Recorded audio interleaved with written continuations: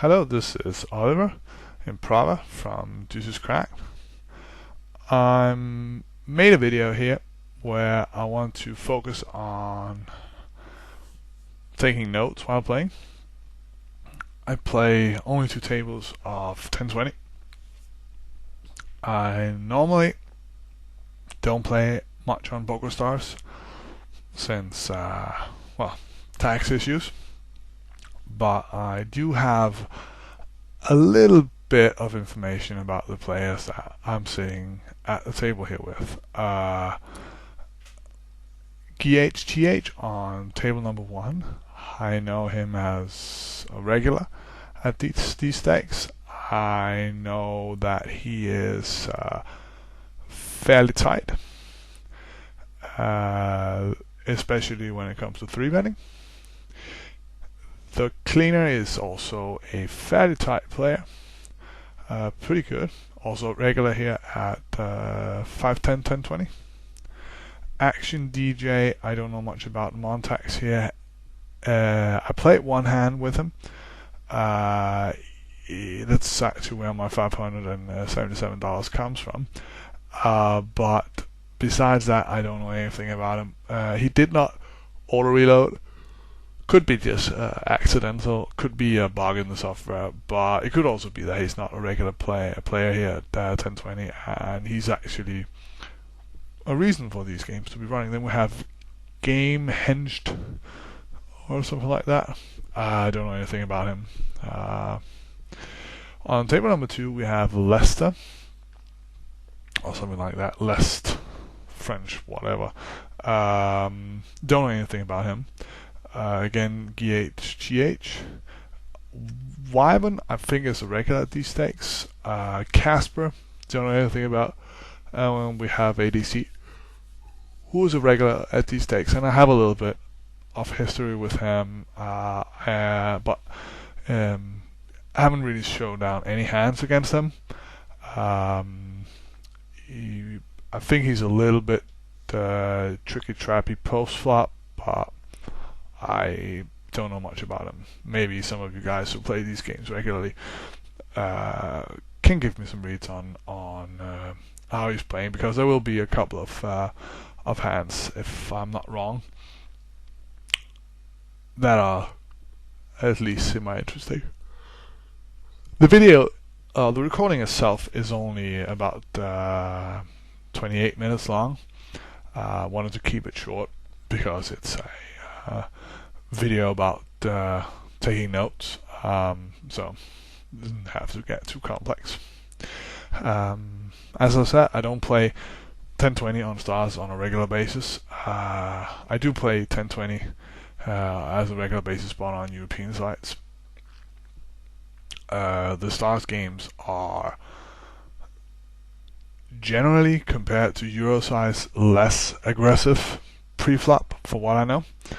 But that's only an assumption that I have.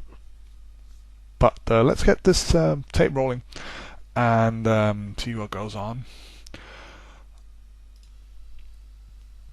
So, pretty standard open here, obviously, on the button. We're pretty happy. If I get 3-bet here by GHTH, it is, even though he's tight, I'm probably stacking off there with Ace-King suited. It's a nice hand. It doesn't have any showdown value, so I'll probably be 3-betting. Yeah. Here we have the hand that I was talking about. What happened was that GHGH opened an early position and Montax called on the button, and I have King Queen offsuit. Now, GHGH is fairly tight in early position from what I know, or at least that's what I'm assuming. But he's not overly tight. And King Queen, we're getting a fairly good price. It does play okay 3-handed. We flop bluff catches. I don't know much about GHTH's tendencies to see bet as a bluff in multi-way parts. At least not before this hand. Montax here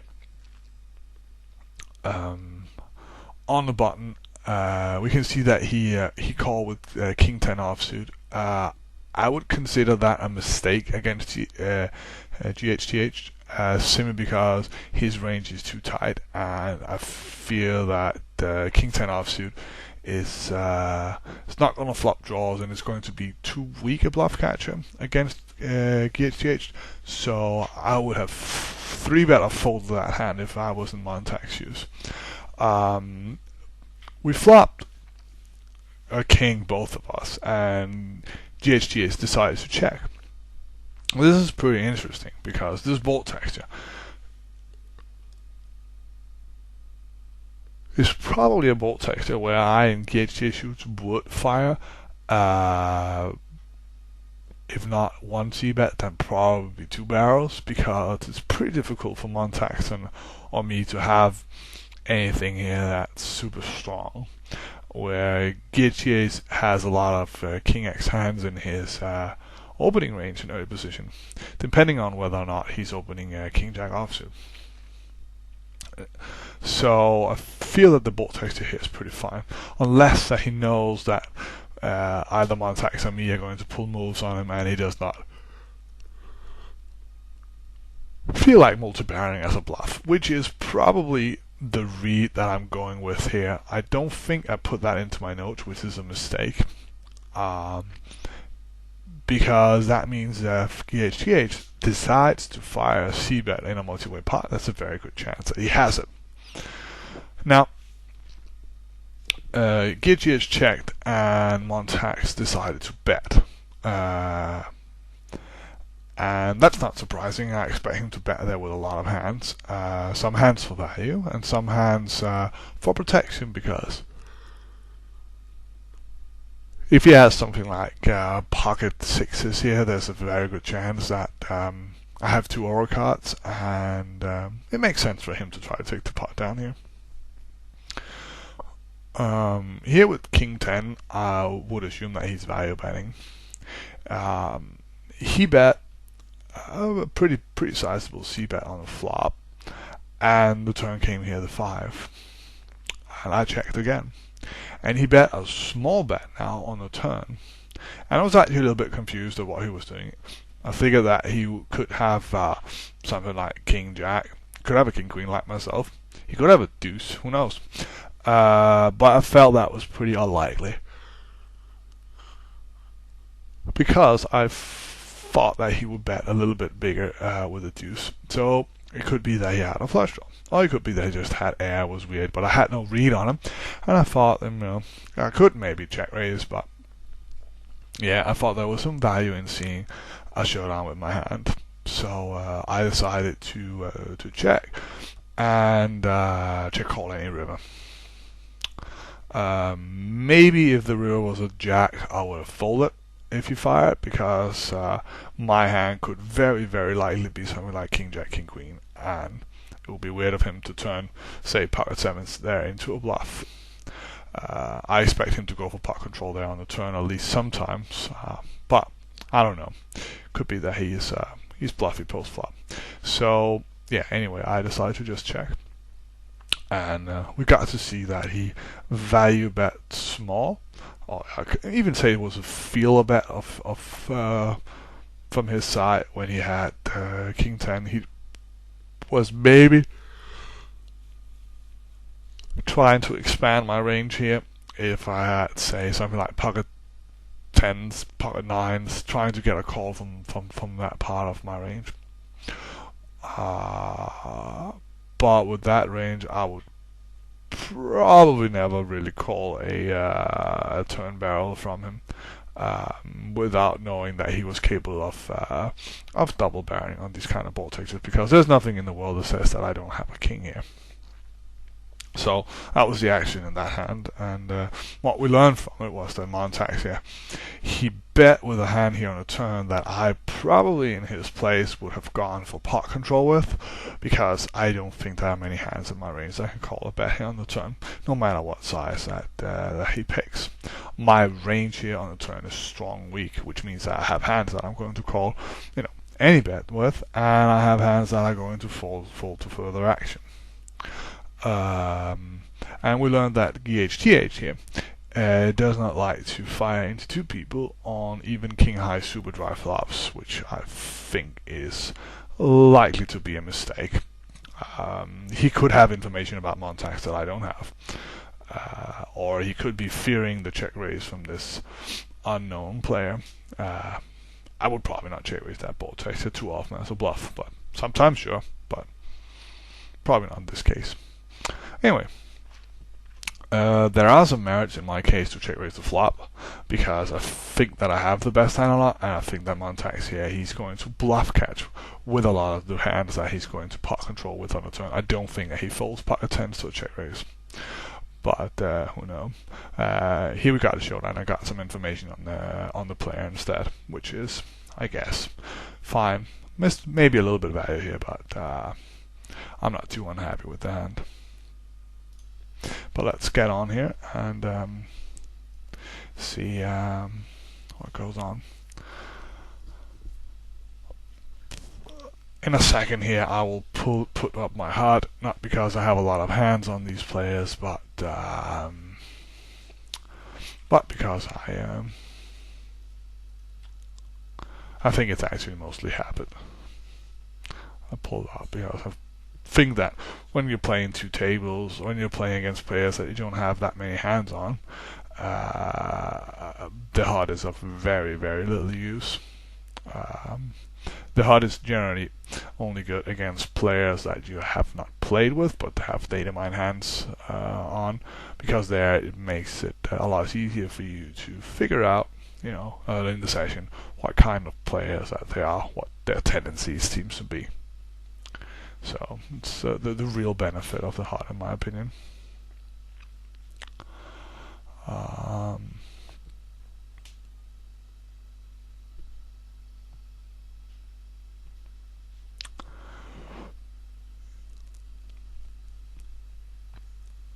When I play in games where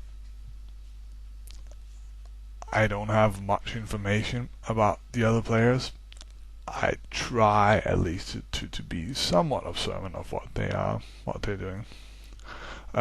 This is actually how I would encourage many people to try to play higher stakes that they're used to, and simply play a couple of tables and pay really good attention to what goes on. Now, on table 2, I decided to flat with ace-10 offsuit. I don't know anything about Wyvern yet. It is a fine hand to 3-bet bluff with, but I wanted to see how Wyvern here plays post flop in some scenarios, and my hand flops decently bluff catches. Flop comes queen high dry flop. I do expect him to fire a c-bet here with his whole range. So if he does that, he does exactly as expected. If he checks behind here, that's when we begin to get some information, because that will tell us that he pot controls when he opens a late position on some bolt sectors where a lot of people would actually fire a c-bet with their whole range.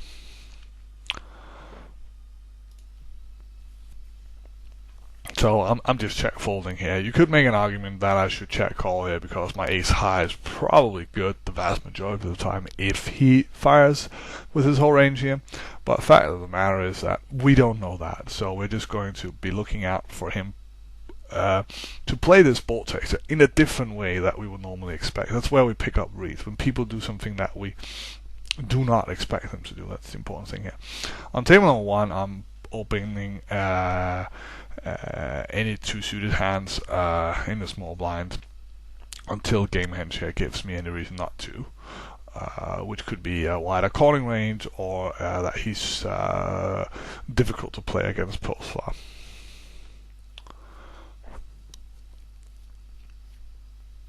I think I was starting the holding manager here. I'm sorry for that. Should have done it before I started recording. Now, I have jack high here. I have nothing, but also a bolt texture that's not that that's super duper for me to fire a c-bet on, simply because I think that the GHTH here is calling range from the blind. It's dominated by a lot of pairs, some big Broadway hands, and that's it. So my c-bet success rate here on this kind of board texture here is not that great. I also expect him to sometimes peel here with ace high. So I decided to just say, okay, open crap hand, because GHGH is not defending his small blind that lightly. So the mere fact that I try to steal the blinds is probably going to be profitable for me in a vacuum, and if he here allows me to go to showdown, we'll get a feel for how light he is. He's calling us in this session.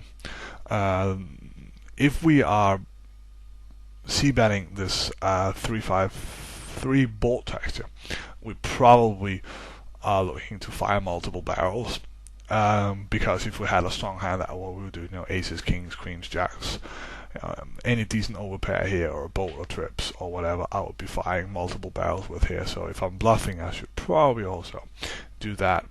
On the turn, we could probably have barreled, but if we bet the turn, we have to bet a lot of rivers, because we're ripping the queen, and we would do that with a queen. But here I just opted to take the showdown and get a feel for how light GHTH is calling from the big blind here today. On table number 2, we pick up aces against Wyvern. Wyvern is opening under gun, and I think that 3-betting here is definitely a good idea.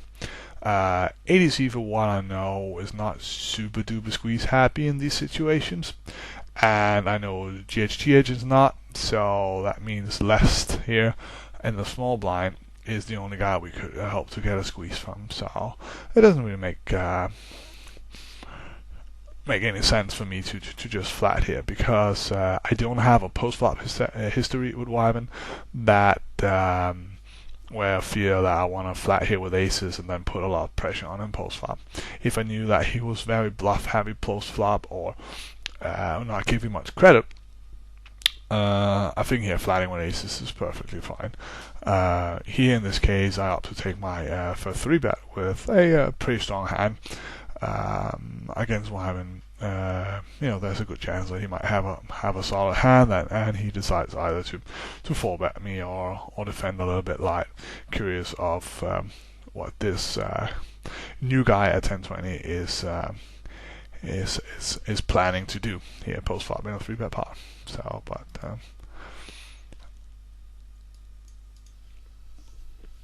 I just put in a normal 3-bet here. It's on the bigger side. I think I made it 10 BBs there.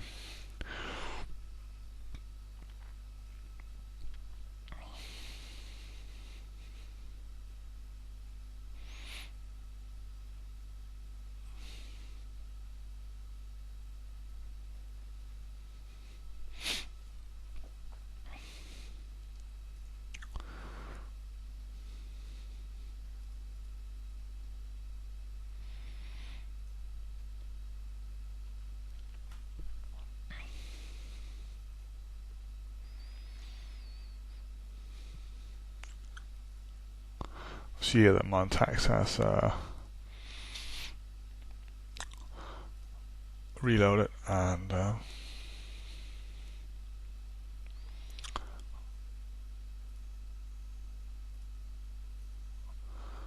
it's probably something that we are happy. I hate it.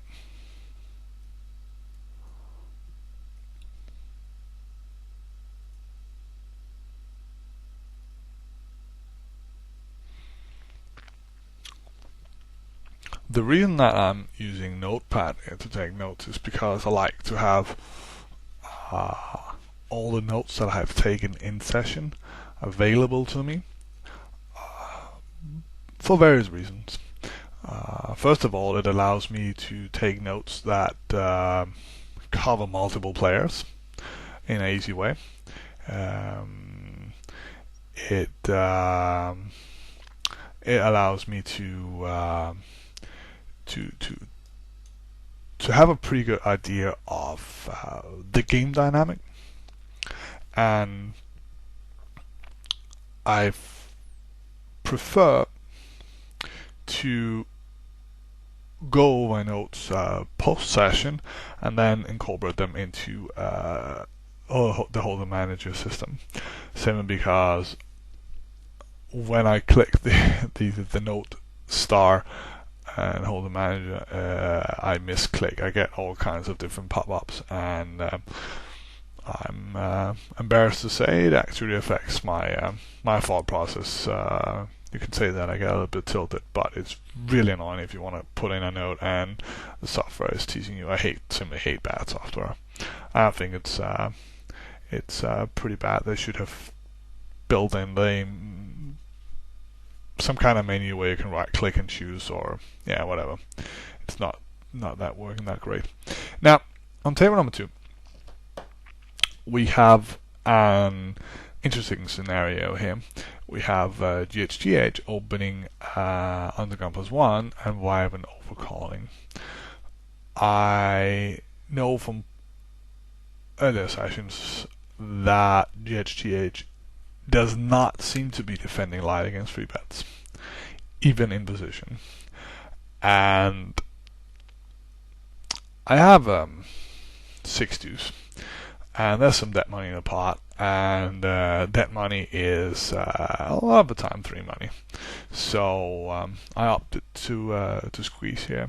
I think it's a pretty good squeeze spot, because Wyvern's calling range here in position is a lot of potted pairs, maybe some suited connectors that he's playing. I think it's geared towards potted pairs because GHGH has a fairly tight opening range. So Wyvern here should be calling with pocket pairs, because you're generally against a tight player. Just calling, hoping to spike something, unless you have a post-flop read that allows you to take the pot away from him.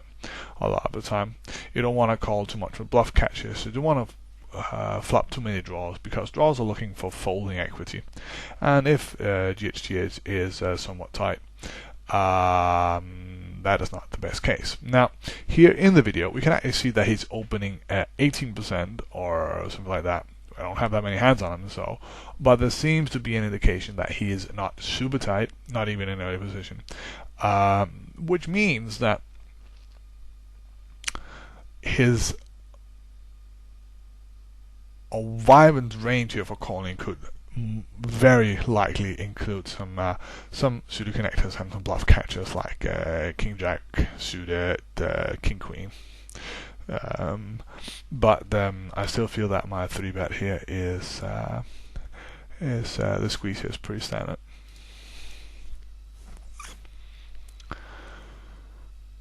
As for sizing, I opt to go for 222.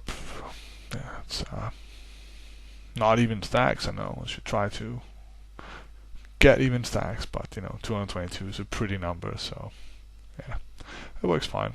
It's good enough. It's big enough that they will fold. It's not like it's going to encourage them to call light here. Some people will probably say that I should maybe get 240, but against GHGH, I think it doesn't matter. I think that his calling range is going to be pretty static. I could probably also make it 210. But yeah. Now,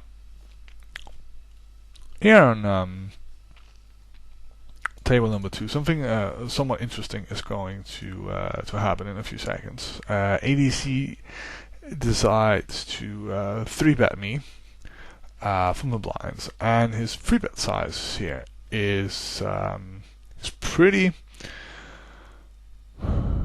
damn small.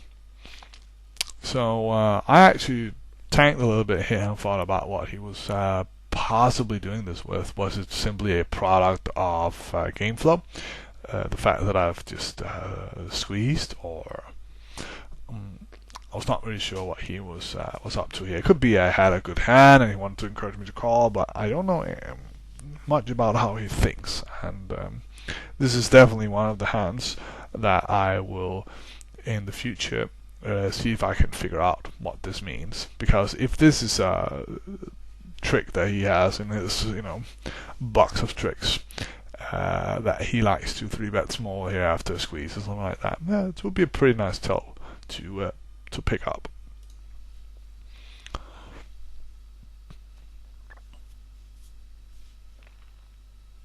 Had I had something like King 9 suited, probably a call here.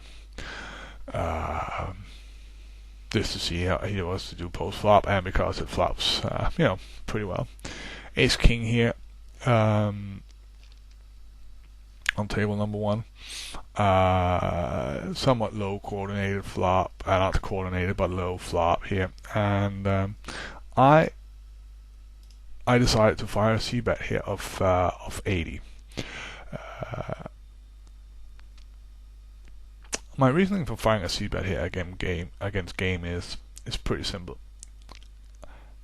I have no idea how he plays, and I could definitely be betting this here with something like Jack 10, 10 9, Ace 10, Pocket Jacks, King 10, a lot of hands that I can have here. So I'm opening a late position, and there are a lot of hands I could have here.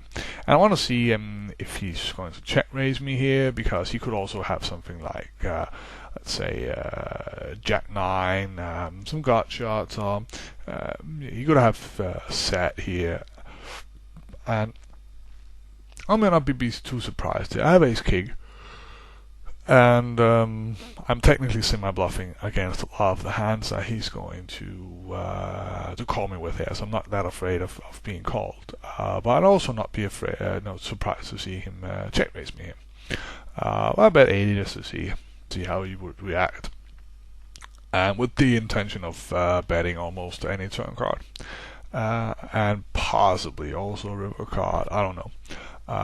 Going for 3 barrels here against an unknown player is probably out of line, and I think at least, try to restrain myself a little bit. Arguments can be made for checking here, because we have the not non-paired hand, and therefore showdown value against a lot of his range. But I don't mind him folding here something like pocket 5s, pocket deuces, pocket 3s if he has that in his range.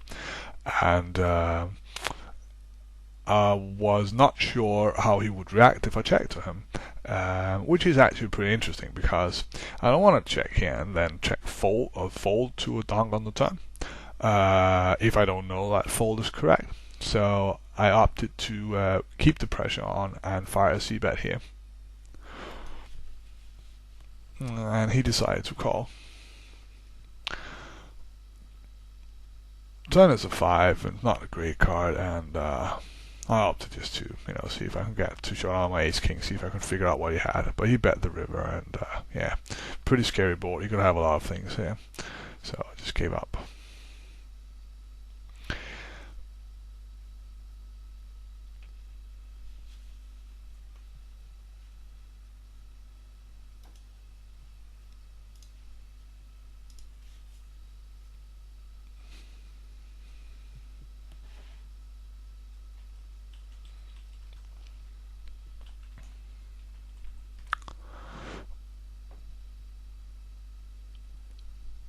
On table number 2, we have an interesting hand where GHGH decides to raise.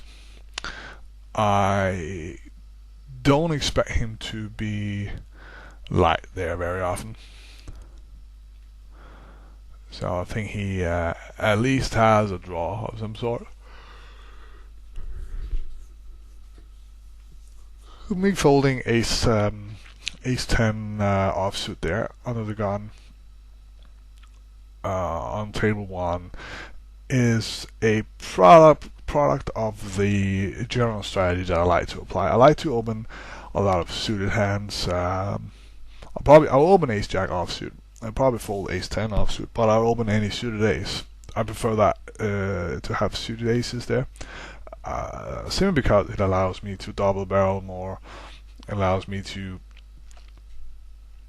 put more pressure on my opponents. And in these games here, it is, in my opinion, important that we have a range that allows us to put pressure, and their flush draws are, as you know, pretty nice. Here the cleaner ships in a large bet on the river. That board, without better understanding of game or the cleaner and their internal dynamic, it's hard to say what's going on there. Generally, I would say that the cleaner here is probably not bluffing, but I'm not sure about that. He's not that bluff happy in that scenario, not with that bet size.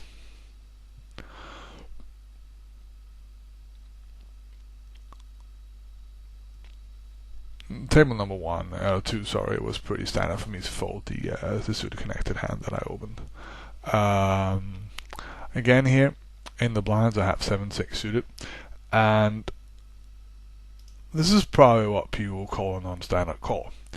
But I'm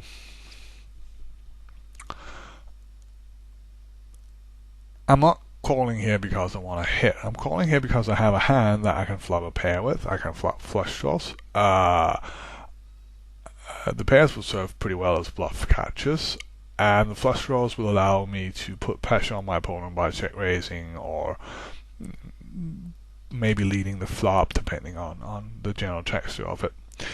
Here on this King Jack 4 board texture, it's a board texture where my perceived calling range is pretty damn strong. It's something like King Queen, Ace Jack, generally strong hands. I could be check raising here with Ace Queen, Queen 10, something like 10-9. So I expect Wyvern to fire a c-bet here with his whole range. I'm going to, and this may sound weird, going to check call here and then donk the turn. And the reason why I pull this move on him is fairly simple, because if he's going to fire a c-bet here with his whole range, there is also, because my perceived calling range is pretty strong, a lot of hands that he will pot control the turn with. It's not a board texture where I expect him to fire multiple barrels very often. So therefore, I decide to check call donk the turn. And you know, if I pick up a hard draw there, it's just nice. But here, if he does not know that I can be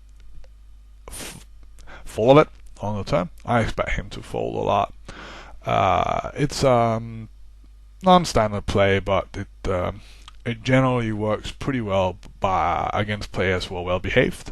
And since I expect Wyvern here to be a multi-tabling regular at 5, 10, 10, 20, I like the move. It's obviously better if we have some more equity in the flop here, but here I'm just playing my perceived calling range and trying to develop reads on the opponent. If he calls a turn, he has a bluff catcher, and I think his weakest bluff catcher here is Jack X. I don't think that he calls a turn here with something like pocket sevens, because what is he actually hoping for when I donk the turn? He could be, you know, confused, I call, but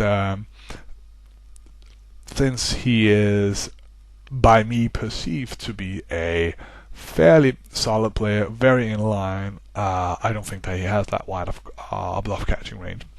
And the reason for that is that if he has that wide bluff catching range, the check call lead turn is going to be very profitable for me with my value range.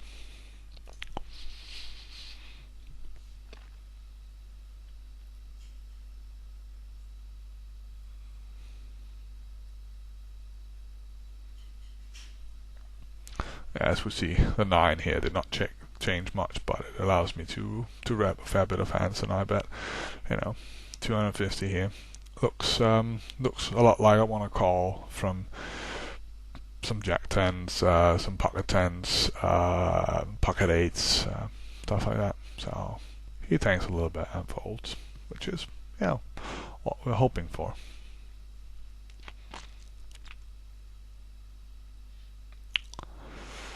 On table 1, pick up some 10s and a flat there in position against the cleaner. My reason for flatting there is because I think I don't mind game hand being in the pot here, because it seems so far that he's calling a little bit more pre-flop than I would have expected. I expect the cleaner to fire a c-bet here with his whole range if the pot is heads up. I have a read on him that he's not that c-bet happy in multi-way pots, so I generally actually call here with the tens, hoping to spike. There's a little bit of air in his range here. So if he c-bets, I'm just folding. If he checks to me, I'm just checking behind and trying to get my 10 to showdown. I don't really want to put too much more money in this pot now with no better read than what I have at the moment. So he checks. So, but that means that he doesn't have an ace. He does probably also not have a king queen. I expect him to bet king queen here. The fold didn't change anything, and he bets 160 here, and yeah, I just fold. It's probably a nitty fold, probably a call, but without more knowledge about game, I think it's okay.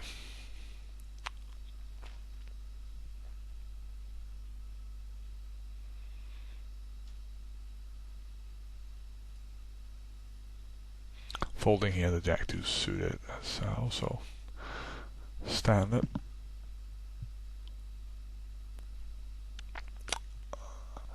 I think with these table conditions that jack 2 suited there and the cutoff is probably open for me if I had to replay it here. On both tables we got dry flops, I opt to c-bet.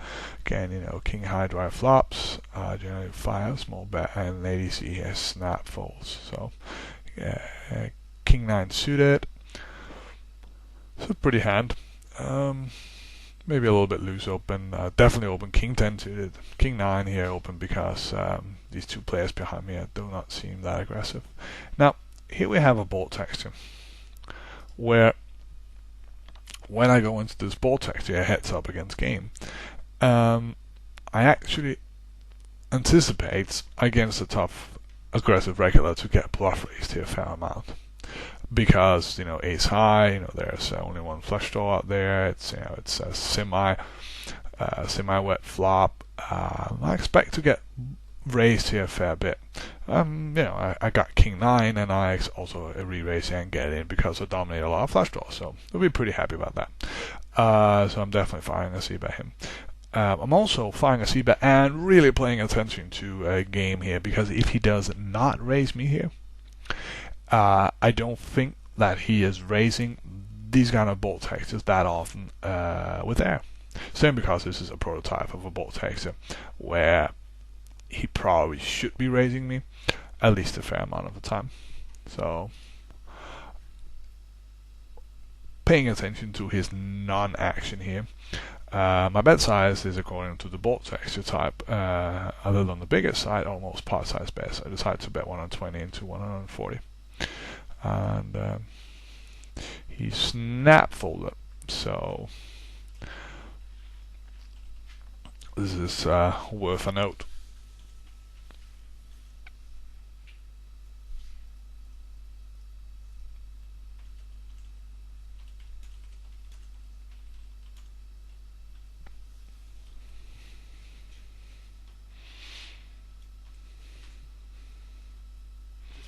Now, that actually makes me pretty damn happy because it means that when he puts money in the pot, there's a very good chance that he has something. So, anyway, I checked this board texture here because for several reasons. He seems fit to fold on the flop. So if I bet here, there's only value in the hand for me if he has a queen, because he's probably going to fold pocket eights here. So I opted to check call here.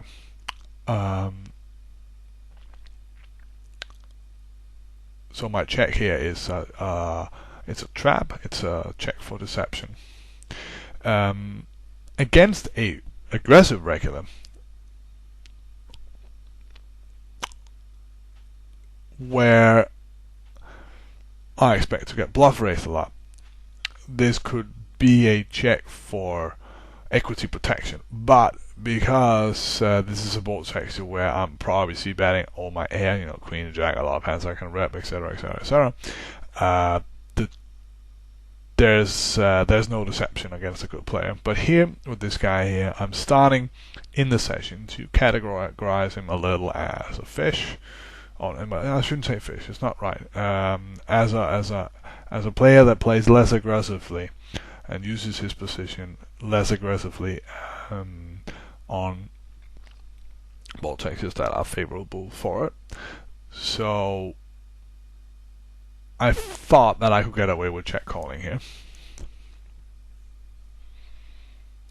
without revealing my hand. Normally I don't like check calling on board textures where I expect people to understand that I'm c-betting them with all my air. Now, the turn card is a pretty interesting card because I expect him to continue bluffing here with a lot of hands. The reason being that he probably expects me to c-bet with all my flush draws, so he should be bluffing here a little bit more frequently, betting a turn and betting the river, because any jack I have here is probably check calling, and if he bets the river, it's a really, really tough spot here with a jack. Now, the fact that I assume that while playing is probably a little bit wrong, because it doesn't really fit together with the fact that if I check call this flop, or if I check this flop, that my hand wouldn't be face up. So if my hand was face up here, he probably knows that I don't have a flush here ever, and therefore he should be value betting pretty wide range here. And you know, I have ace jack, so well, anyway, I decided to just check call the turn here once more, and then give up on the river. So I bet 100, a pretty small bet, and the river was another spade there, and it's a heart, sorry, and he had queen 7 suited, which is very light call against my UGG range. So it's worth a note. He's obviously never folding that hand. Maybe if I barrel 3 streets, but not to 2 barrels, and it would be tough for me on that ball takes to barrel 3 streets, since a lot of his perceived calling range consists of flush draws.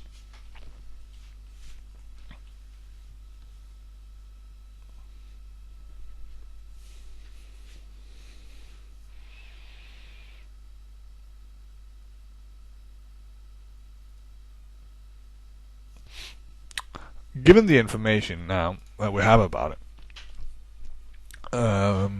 we should probably be c-betting any flop. Here, queen drive flop. Again, a small c-bet is probably the best thing here. The fact that he called with this queen 7 suited here pre-flop indicates that his calling range is super wide pre-flop, and that means that he on the flop has a wide range, which is pretty weak, and want to apply pressure on him. So he's a good candidate for at least 1 barrel on almost any board texture. Here we have backdoor flush draw, and if he calls me on the turn is a heart, I'm definitely betting. Probably also betting on breaks, but yeah.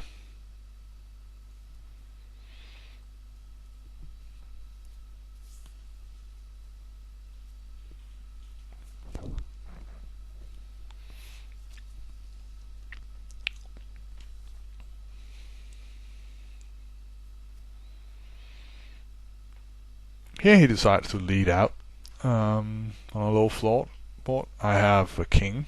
I don't know anything about his leading tendencies. He's not been doing it before, and since he he seems kind of honest on the flop. I opted to just fold. Not much I can do.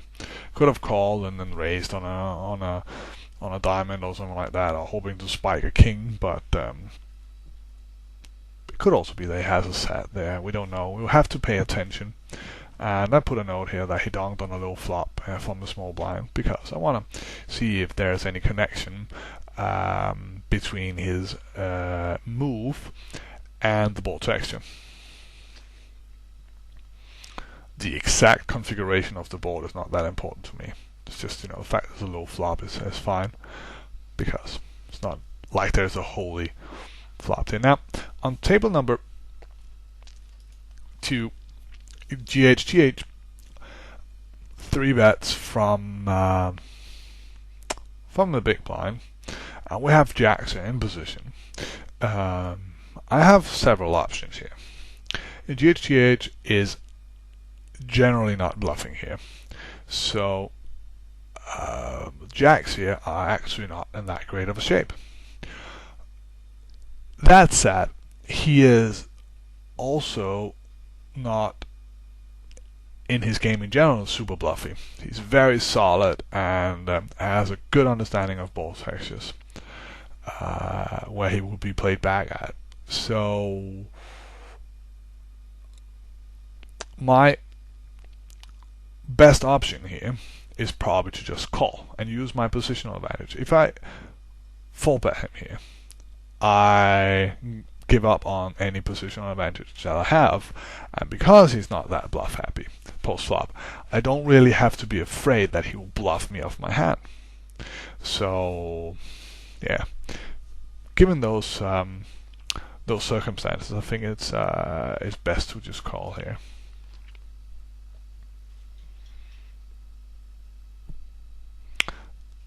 We flop a queen high flop here, and he instantly checks. This could mean several things. He could have pocket tens. He's checking pocket tens here. He could have something like I'm not even sure. Well, I'm not actually sure that he 3 bets pocket tens. I actually think that he'll flat them a lot. So his range here is not aces. It's not kings. It's not queens, because he will c-bet, and it's not ace-queen, because he will also c-bet ace-queen and get in on this flop. So he has a lot of the time he has ace-king here. Now, I could bet here to protect my hand. It will make a lot of sense because he has, at this point, 6 out against my hand. Instead here, I opted to check because I wanted to see how he reacts if I check this flop. Because if I check this flop, it's also very obvious that I don't have a strong hand, and my hand looks a lot like some kind of flush, maybe a pocket jacks like I have here, pocket tens, defending with pocket eights, and he could potentially go for a turn and river barrel here, trying to get me off that hand. I don't know how he plays him, so I checked behind because I wanted to see how he plays if I check to him here in position. I check, and obviously, I have pocket jacks, and yeah, what can you do? It's I'm very sure that I have the worst hand here because he actually tanked a little bit and checked. And that is a pretty good indication of him thinking a little bit about whether or not he wants to bet. So I have jacks here, and there's not much I can do other than I can check, hoping to spike. If he had bet the ace, I would have called. Because again, I checked the flop, and he could be turning the very few bluffs that he has into her range into a bluff here, and bet by betting that ace. But once he checks here, I'm 99% sure that he has ace king. Or I check behind, and I get really extremely lucky. And the river is a jam. Now he checks again, which I found really interesting because I have no idea what he has now, because I would have expected him to try to value bet ace king here on that river, but he was probably afraid of me having a flush, and since this jack here gives me a pretty good opportunity to turn my hand into a bluff by repping a flush or trip jacks. I expect him to be check calling here.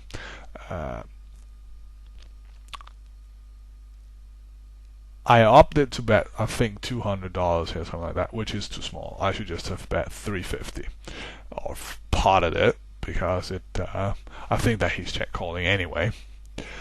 So I made a small mistake here, or actually a pretty big mistake by not betting bigger. But yeah, bet okay, 220. So I guess it's okay.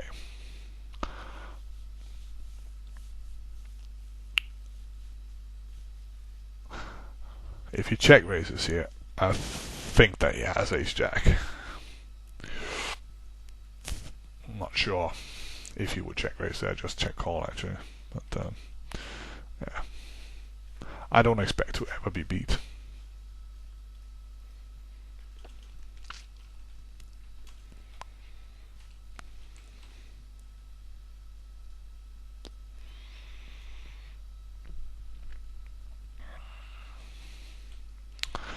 On the Montags here, I indicated that my hand was king-queen. And that's because that's one of the ways that I find the spots. And that was interesting, by noting down my own hand. I could also mark the hands with Holder Manager.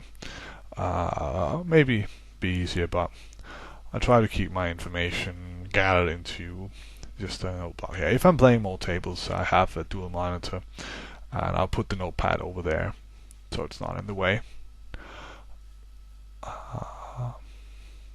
So on table number 2, we have ace jack against lest and it flaps bluff catches. I think it's fine here to see how he plays post flop. I'm probably going to bluff catch against him one street, because he does not seem like he's over aggressive. We only have 30 hands on him, so fundamentally we have very little idea of how he plays. He could just have not been catching cards. So I opted to call here with ace jack. Could make an argument for 3-betting, but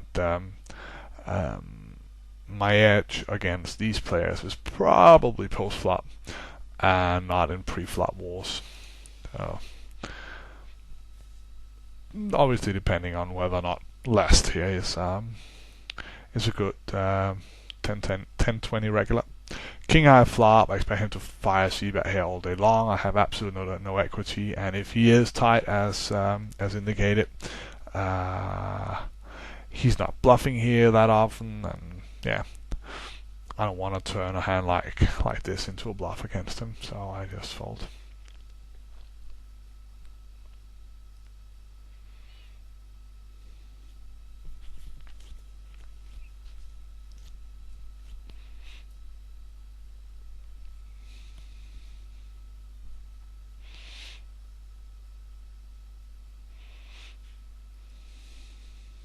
Here the ace-2 suited on table number 1.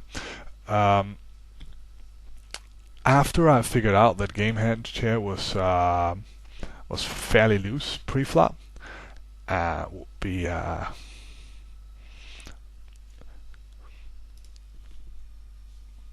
playing fairly honest, I figured that I can open a lot of hands here at pre-flop simply because his calling range is so wide. So post-flop, I will, with my position here, I will be able to play almost perfectly against him. Flop, pretty good for a hand. Flop a pair, which is nice, and it's a low board. And if we look at our last note here that we had on him, that he decided to donk a low flop before. Now we don't know whether that was a bluff or not. So I have a showdown value here with my pair. And I was just trying to get to showdown here and see what hand that he had, to see if I could extend on the read that I have already on him, or extend on the note, let's say it like that he donked the low flop. It's not a read yet, but we will learn something about him in this hand.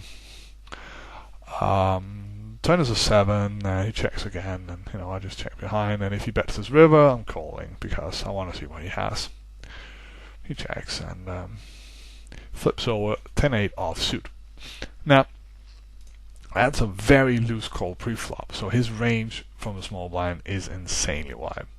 And the fact that he did not decide to fire multiple barrels or donk this flop tells us that there's a very good chance that when he donks the flop, he at least has a piece of it, because here he has, absolutely nothing. And if he was donking as a bluff before, there's a good chance that he will also donk this flop, because there are not many hands in my opening range that's going to be insanely happy with pressure on this flop here. Simply because I, on a late position here, will have a wide range. So we got a little bit of a read here. It's always good. And our adjustment will obviously be to open almost any two cards pre-flop, and then when he checks to us, just fire a c-bet if we have air, and otherwise sometimes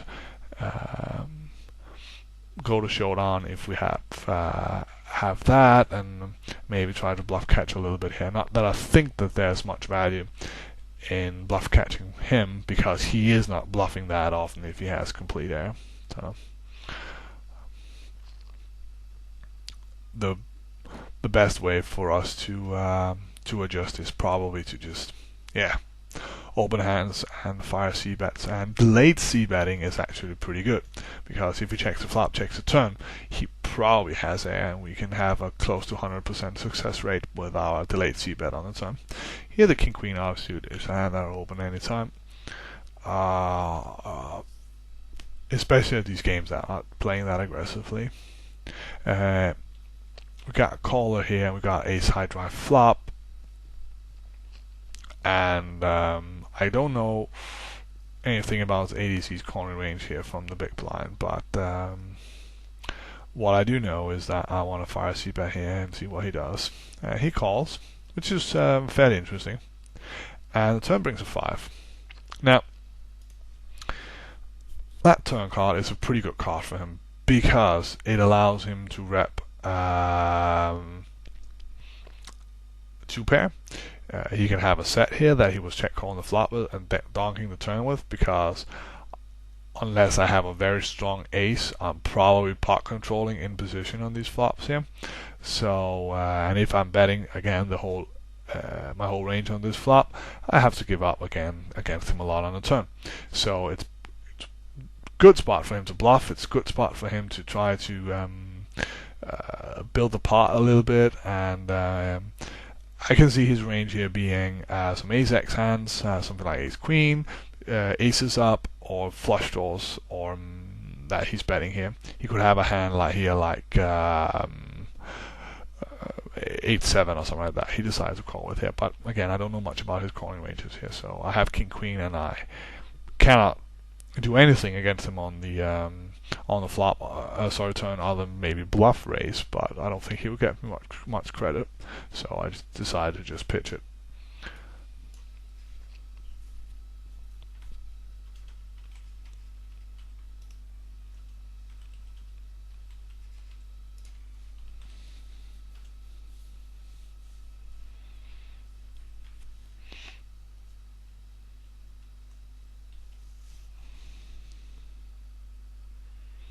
Again, here I'm writing down the hand that I have, because I want to go over the hand by looking at what I had. It's an easy way for me to find the hand in question.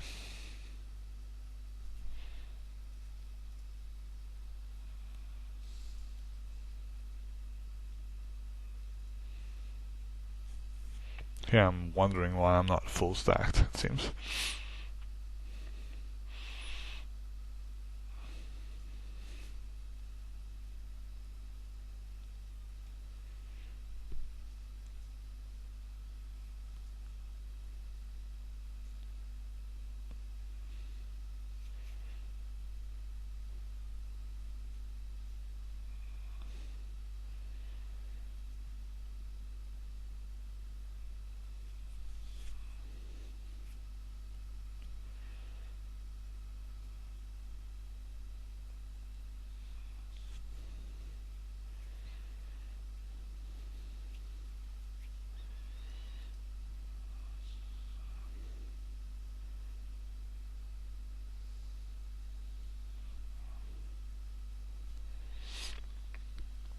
Sorry for the dead time here, but I don't know why Action DJ here is tanking so long.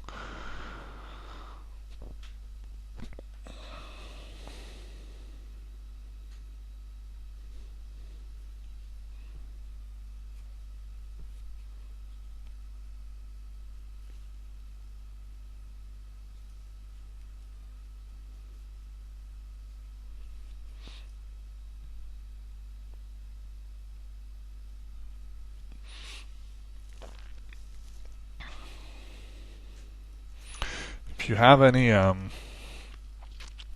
hands or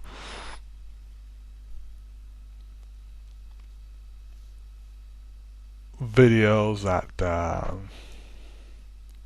you want my feedback on, how other coaches have commented on, whatever they're commenting on in their videos, I'll be more than happy to help you guys out. If you have suggestions to videos or chapters that you would like me to write in the book, just let me know. It's what I'm here for. This is what I do. There is a new version of the book coming out, I hope, Sunday or Monday.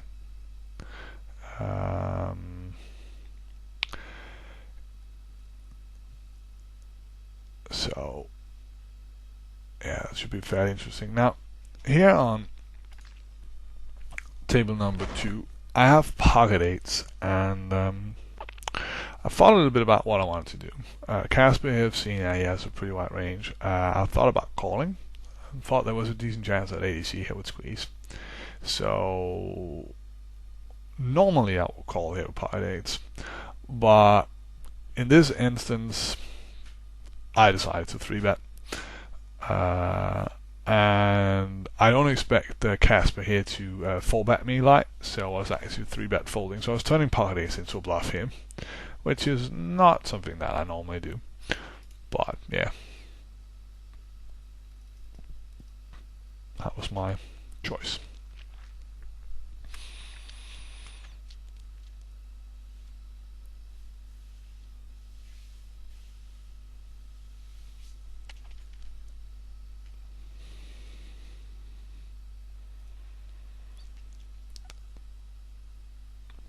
There's roughly 4 or 5 minutes left of the video.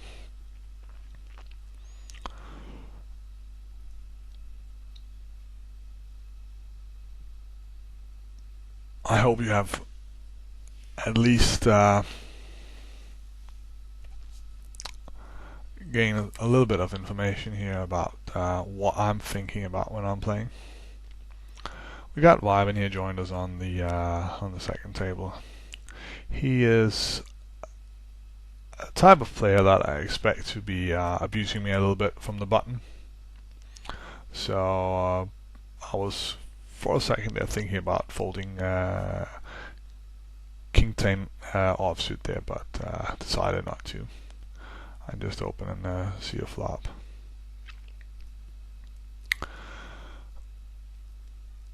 The next thing here for me to do would be to go over my notes and think a little bit about it. I'll probably do that after I had a cup of coffee or something like that, just to let the session settle in, and figure how I want to treat the different notes here. As you can see, I'm thinking about talking to someone who knows ADC a little bit better, and simply because I don't know what that small gave 3-bet from the small blind versus button open, what that meant. If this is normal size in that situation, or if it was a product of a game flow. And I also wanted to look at what range of hands that I can assign to him when he check calls the flop and donks the turn. And that information is going to be helpful for me in the future when I'm playing against him, because when I find myself in a similar spot and I have, say, ace-jack, pretty interesting to have an idea of his range, simply because, do I want to bluff catch there? Does it make sense for me to ever call there with ace jack, or sort of just pitch it? What about ace queen, ace king? Am I dead, or does it make sense for me to bluff catch there? I can see him doing with ace queen, so I would probably not fold ace king there if he donks the turn. I can see him do it sometimes with semi bluffs or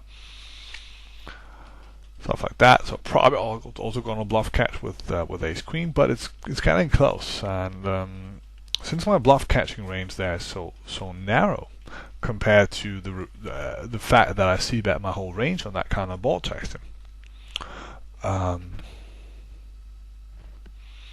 it becomes a spot where I'm potentially exploitable. So if I plan on playing against him a lot, and since I expect him to be good enough to understand that there's not much I can do in those scenarios, I think I need to look into it in order to design my own range according to his tendencies. This is obviously a little bit more anal than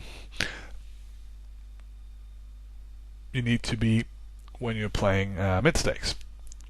But against these regulars here that I actually think are pretty good, I think there is some edge in molding our post-flop ranges according to the other players' tendencies and ranges.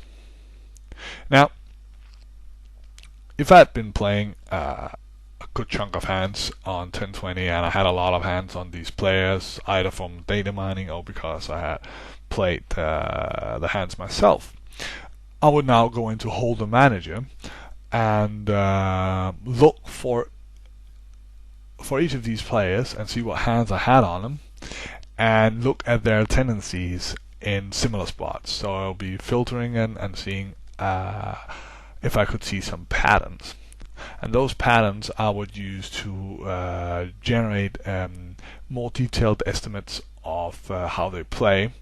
Are they as tight as I assumed during the session, or are they more aggressive, or what are their general tendencies? But I would use the notes here that I took during the session as an excuse, so to speak, to look more detailed at these players and how they play their game. Interesting spots are situations where we get put under pressure. For example, their check raising tendencies, how light they seem to be calling the flop, how much they seem to be bluff raising on low board textures, how much they seem to be bluff raising on ace high two-tone flops with too low cards, stuff like that. And that is then, when I sit down on the tables next time, going to help me against these players. But it's also a good practice for me, because